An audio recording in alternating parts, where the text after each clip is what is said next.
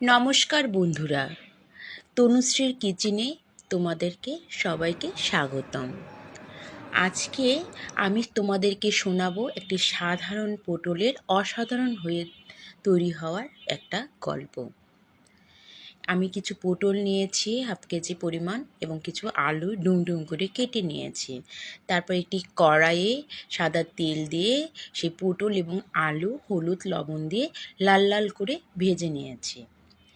এরপর কড়াইয়ে একটু জিরা ফোড়ন দিয়ে এর মধ্যে পেঁয়াজ দিয়েছি দুটো কুচি করা পেঁয়াজ। তারপরে লাল করে পেঁয়াজ ভেজে নিয়ে আদা বাটা, জিরা বাটা, সামান্য পরিমাণ রসুন বাটা দিয়ে ভালো করে মশলাটা কষানোর পরে এর মধ্যে দিয়েছি সয়াবিনের বড়ি। সয়াবিনের বড়িগুলো আগেই আমি গরম জল দিয়ে ভালো করে সিদ্ধ করে নিয়েছিলাম।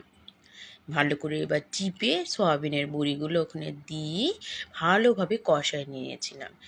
এরপরে এর মধ্যে একটু ঝালের গুঁড়ো, একটু হলুদের গুঁড়ো, সামান্য একটু জিরের মিক্সড মশলা দিয়ে আমি ভালো করে ওটাকে কষিয়ে নিয়েছিলাম। আবার একটু একটু করে গরম জল দিচ্ছিলাম, আর একটু করে কষাচ্ছিলাম, আবার একটু করে নাড়ছিলাম। যখন তেল এভাবে করতে করতে যখন তেল বের হয়ে আসলো রসা থেকে, মানে সয়াবিনের বড়ি থেকে, তারপরে এর মধ্যে আমি পর্যাপ্ত পরিমাণে জল ঢেলে দিয়েছিলাম।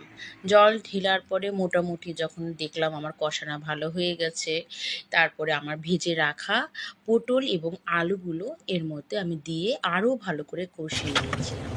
এবার ভালোভাবে সুসিদ্ধ হওয়ার জন্য আমি এর মধ্যে পরিমাণ মতো জল দিয়েছিলাম, গরম জল। সবসময় রান্নায় গরম জল ব্যবহার করতে হয়।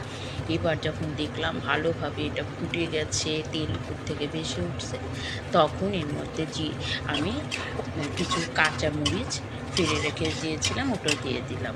এবার এর মধ্যে একটু গরম মশলার গুঁড়ো দিয়ে দিলাম। এবার একটুখানি নেড়ে চেড়ে নামিয়ে দেখেন তো আমার রেসিপিটা কেমন হয়েছে। এক পটলের অসাধারণ হয়ে যাওয়ার গল্প।